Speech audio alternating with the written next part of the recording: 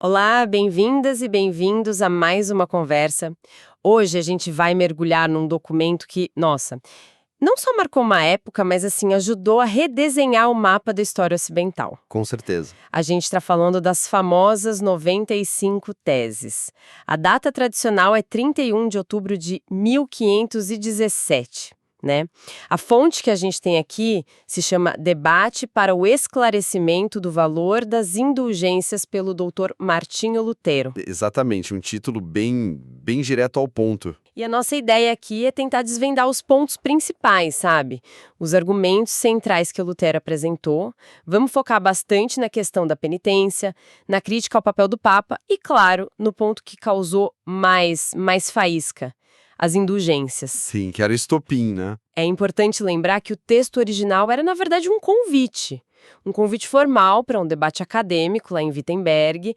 A ideia era buscar a verdade pela discussão mesmo. Era a prática da época, né? Propor um debate sobre pontos teológicos. Ok, então vamos lá, vamos começar a abrir isso. E olha, logo de cara, a tese 1 já chega chegando, né? Ela dá um tom bem diferente quando Jesus fala fazei penitência.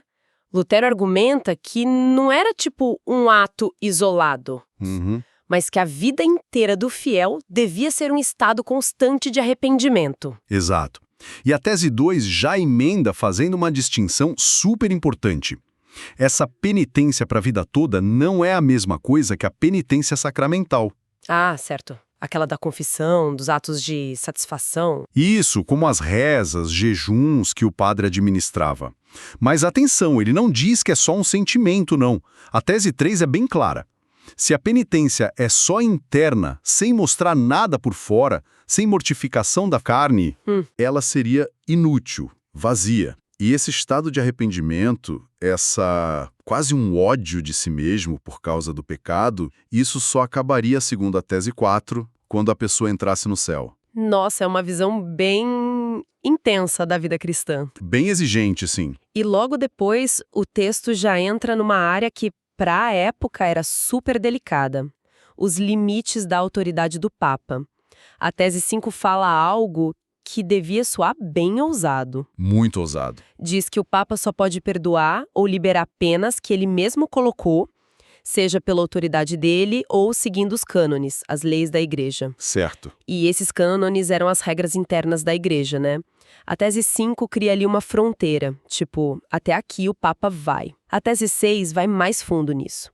O papel do Papa na questão da culpa perante Deus seria, na maioria das vezes, só o de declarar. Ah, tipo, confirmar? Exato, confirmar que Deus já perdoou quem se arrependeu. A não ser em casos específicos que a própria igreja reservava para si. Se a pessoa ignorasse esses casos reservados, a culpa continuaria. Entendi. E a tese 7 ainda diz que esse perdão de Deus está ligado à humildade, à submissão ao Padre, que era visto como representante de Deus ali, e um ponto importante, que aparece nas teses 8 e 13. Essas regras de penitência, os cânones, valem para os vivos. Não para os mortos. A ideia é que elas não deveriam ser aplicadas para quem está morrendo. Então, a lógica seria que essas penalidades da estrutura da igreja, elas eram para este mundo. Não deveriam ir junto com a pessoa para o além. Parece ser exatamente essa linha de raciocínio. E isso já prepara o caminho para uma das críticas mais fortes, que é justamente sobre aplicar essas regras e penas lá para as almas no purgatório. Ah, aqui a coisa começa a esquentar mesmo. A tese Esdras critica pesado os padres que guardavam essas penitências dos cânones para serem cumpridas só no purgatório. Chama isso de ignorância. E a tese 11 usa uma metáfora forte, né? Diz que isso é como erva daninha que cresceu enquanto os bispos estavam, digamos, dormindo no ponto. Sim, e chega até a questionar na tese 19 se as almas que estão lá no purgatório têm alguma certeza de que vão ser salvas, mesmo que a gente aqui na Terra ache que sim. Imagina o impacto disso na época. Totalmente. Mexia com a ansiedade mais profunda sobre o pós-morte, né? Aí vem a tese 20, que é um golpe direto na questão das indulgências. Certo. Quando o Papa fala em remissão plena de todas as penas, o texto insiste. Ele está falando só das penas que ele mesmo impôs aqui na Terra. O que batia de frente com o que os vendedores de indulgências diziam, imagino. Exatamente. A tese 21 ataca eles diretamente. Diz que erram feio ao afirmar que a indulgência do Papa livra a pessoa de toda e qualquer pena e ainda garante a salvação. E a tese 22 é categórica. O Papa não tem poder para dispensar as almas no purgatório das penas que elas deveriam ter cumprido em vida, segundo as leis da Igreja. É uma limitação bem forte do poder papal sobre o purgatório. Mas aí vem a tese 25 e parece dar uma complicada, né? Ela sugere que qualquer bispo ou pároco na sua área teria o mesmo poder geral sobre o purgatório que o Papa. Como assim? Essa é uma tese bem curiosa, realmente. Parece que ele está argumentando contra a ideia de que esse poder era exclusivo do Papa, sabe? Ah, tipo mais distribuído. Isso sugere uma autoridade mais distribuída na Igreja nesse ponto específico. E a tese 26 complementa. Diz que o Papa age certo ao dar remissão para as almas por intercessão, ou seja, rezando por elas, mas não pelo tal poder das chaves, o poder que Jesus teria dado ao Pedro. Esse mesmo. O texto argumenta que essa autoridade específica não valeria para liberar almas do purgatório desse jeito, pagando. É uma distinção teológica sutil, mas com consequências enormes sobre o poder papal, né? Com certeza. E a partir daí, a crítica à venda das indulgências fica muito, muito clara. A tese 27 é super famosa por dizer que é doutrina humana, invenção, aquela ideia de que a alma sai voando do purgatório assim que a moeda faz plim na caixa. Quase um deboche. Sim, o tom é bem direto ali. A tese 28 até concede, olha, o barulho da moeda pode até aumentar o lucro e a ganância. Mas o que realmente ajudaria a alma, que seria a intercessão da igreja, as orações, isso depende só da vontade de Deus, não tem nada a ver com dinheiro. Há uma desconfiança enorme sobre comprar certeza espiritual. Faz sentido. A tese 30 é brutalmente honesta. Ninguém pode ter certeza se o próprio arrependimento é verdadeiro de verdade, muito menos se conseguiu perdão total com uma indulgência. E a tese 32 é uma das mais duras. Quem confia nessas cartas de indulgência para se salvar vai ser condenado para sempre, junto com quem ensinou isso para ele. Pesado. Então, a tese 33 está basicamente dizendo: cuidado com quem vende as indulgências do Papa como se fossem o maior presente de Deus para a pessoa se reconciliar com ele. Exatamente. Porque, como explica a tese 34 logo depois, essas graças das indulgências só se referem às penas da satisfação sacramental. Ou seja, aquelas ações externas. Isso, rezas, doações, peregrinações, coisas que eram definidas por homens, como parte da confissão. Não tinha a ver com a culpa fundamental diante de Deus, ou com as penas que o próprio Deus poderia aplicar. Isso nos leva, então, ao que parece ser o coração teológico da coisa toda, né? A tese 36 afirma algo que, nossa, devia soar quase como heresia para alguns. Ah, com certeza. Diz que todo cristão que se arrepende de verdade já tem direito à remissão total da pena e da culpa, mesmo sem comprar carta de indulgência nenhuma. Isso é gigante. É um ponto de virada fundamental no argumento. E a tese 37 reforça: todo cristão verdadeiro, vivo ou morto, já participa de todos os bens de Cristo e da Igreja, simplesmente por ser um dom de Deus. De novo, sem precisar comprar indulgência. Muda completamente o foco, né? Sai da transação comercial e vai para a fé pessoal, para a graça de Deus. Totalmente. Mas o texto não joga fora totalmente o papel do Papa, certo? Lembro da tese 38, que diz que a remissão e a participação que o Papa concede não devem ser desprezadas, porque são uma declaração do perdão divino. Para-se ter uma tensão aí. Uma tensão muito clara e muito importante. A tese 40 explora isso de um jeito brilhante. O arrependimento genuíno, ele busca as dificuldades, as penas. Até gosta delas, digamos, como parte da purificação. Já a facilidade da indulgência, segundo o texto, relaxa esse processo. Faz as pessoas odiarem as penas, ou pelo menos abre essa porta. É o contraste clássico, né? Transformação interna versus um atalho externo. E aí o argumento vai para ação concreta no mundo, né? A tese 43 é muito direta. Dar esmola para o pobre, emprestar dinheiro para quem precisa. Isso é melhor do que comprar a indulgência. Sim, o foco vira para as obras de misericórdia, pro amor ao próximo como sinal da fé. A tese 44 explica a lógica. Quando você faz uma obra de amor, o amor cresce em você, e você melhora espiritualmente. Certo. Com indulgência, não. A pessoa não fica melhor. Na melhor das hipóteses, ela só se livra de uma penalidade externa. A tese 45 chega a dizer que quem vê alguém passando necessidade e ignora para gastar com indulgência, na verdade está atraindo a raiva de Deus, não o perdão do Papa. Nossa! E ponto crucial, a tese 47 reforça: comprar indulgência tem que ser livre, não pode ser obrigatório. Algumas teses são realmente muito fortes na crítica aos abusos. A tese 50 usa uma imagem chocante. Se o Papa soubesse das exações, das cobranças abusivas, dos vendedores de indulgências, ele preferiria que a Basílica de São Pedro virasse cinza do que ser construída com a pele, a carne e os ossos das suas ovelhas. Que linguagem, hein? Fortíssima. Mostra a gravidade que ele via na situação. E a tese 51 vai além. Diz que seria dever do Papa, se preciso fosse, vender a própria basílica para devolver o dinheiro para quem foi explorado. Uau! E um dos pontos mais geniais do texto todo para mim é como ele organiza, a partir da tese 81, o que ele chama de perguntas muito capciosas dos leigos. São perguntas baseadas na lógica pura, no senso comum, que desmontam a prática das indulgências de um jeito devastador. Tipo a tese 82.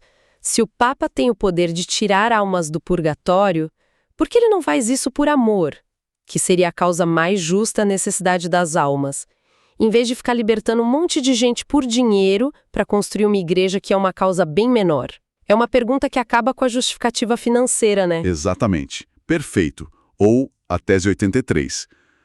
Se as indulgências realmente tiram as almas de lá, por que a gente continua rezando missa de sétimo dia, missa de aniversário pelos mortos que supostamente já foram libertados?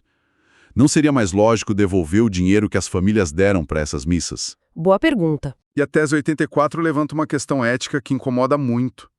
Que piedade é essa que deixa um ímpio, um pecador, comprar com dinheiro a libertação de uma alma boa, mas não deixa essa mesma alma boa ser libertada de graça, só por amor, só porque ela precisa?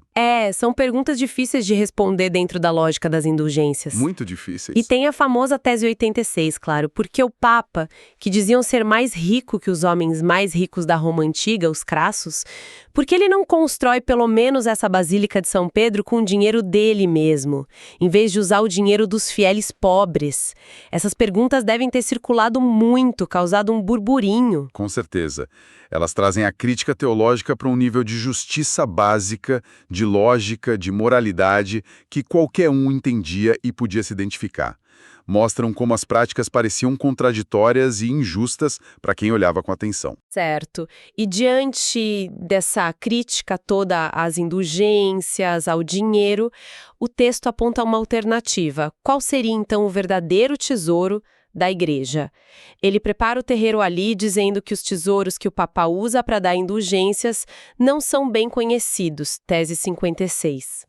Não são tesouros materiais, tese 57, nem mesmo só os méritos de Cristo e dos santos, porque esses méritos já funcionam pela graça, independentemente do Papa, tese 58, e aí vem a resposta na tese 62. O verdadeiro tesouro da igreja é o Santíssimo Evangelho da glória e da graça de Deus. Pronto. É uma declaração poderosa que coloca o foco todo de volta na mensagem central do cristianismo, não nessas práticas acessórias ou financeiras. E tem aquela inversão interessante sobre qual tesouro é mais popular, né? O evangelho, o tesouro real, tese 63, seria o mais odiado.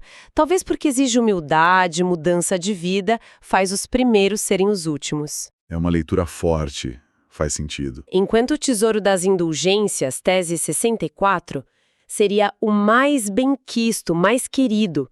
Talvez por oferecer um caminho que parecia mais fácil, que fazia os últimos serem os primeiros, só pagando. É uma interpretação bem plausível dessa passagem, sim. E a metáfora que ele usa nas teses 65 e 66 é muito forte. Compara o evangelho a redes que antigamente pescavam homens de posses, seja riqueza material ou espiritual pela conversão, Certo. enquanto as indulgências são redes que hoje pescam as posses dos homens, ou seja, o dinheiro deles. É uma crítica bem ácida a essa aparente mudança de foco da instituição. Entendi. Então, resumindo um pouco o que a gente tira desse mergulho nas 95 teses. Fica claro que é uma crítica muito, muito forte, que vai bem além da venda de indulgências em si, Muito além. questiona a base teológica dessas práticas, sabe? Alerta para o risco de trocar a fé de verdade, o arrependimento sincero, as obras de caridade, por um papel comprado, e desafia fundamentalmente até onde ia o poder do Papa sobre o destino das almas, colocando a graça de Deus e o Evangelho no centro de tudo. Sem dúvida. E para quem está buscando se informar sobre isso, é essencial perceber que essas teses não eram só teoria, sabe? Não eram ideias abstratas. Elas mexiam direto com a vida das pessoas comuns, com a forma como elas entendiam salvação, culpa, perdão, o papel da igreja. Uhum. Refletem uma angústia real sobre a integridade da fé e o medo do abuso espiritual e financeiro, que era devastador. É um documento que teve a coragem de desafiar estruturas de poder e de pensamento que estavam ali há séculos. Fica muito claro esse choque que o texto mostra. De um lado, essa busca por segurança espiritual por meios externos, quase automáticos, como as indulgências, e, do outro lado, uma ênfase muito forte na transformação por dentro, na fé genuína, no arrependimento real, nas ações de misericórdia que vêm dessa fé. Exato. E isso nos deixa com uma reflexão interessante, que talvez vá além do século XVI. Essa tensão fundamental que o Lutero descreveu entre buscar garantias externas de valor, de mérito, de absolvição, que a indulgência simbolizava, e, por outro lado, valorizar a convicção interna, a mudança real, a conduta ética, como a gente vê nas teses 40 a 44. Sim. Será que a gente não encontra essa mesma dinâmica em outras formas hoje em dia? Se a gente pensar em outras áreas da vida, talvez longe da religião.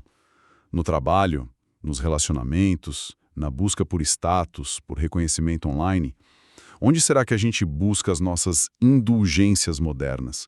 Atalhos, validações de fora, símbolos para a gente se sentir bem ou absolvido, Interessante. em vez de fazer o trabalho interno, que muitas vezes é mais difícil, de crescer, de ter responsabilidade, de ser autêntico. Onde pode estar o nosso verdadeiro tesouro hoje? E será que a gente está usando as redes certas para pescar esse tesouro? Fica aí uma coisa para a gente pensar.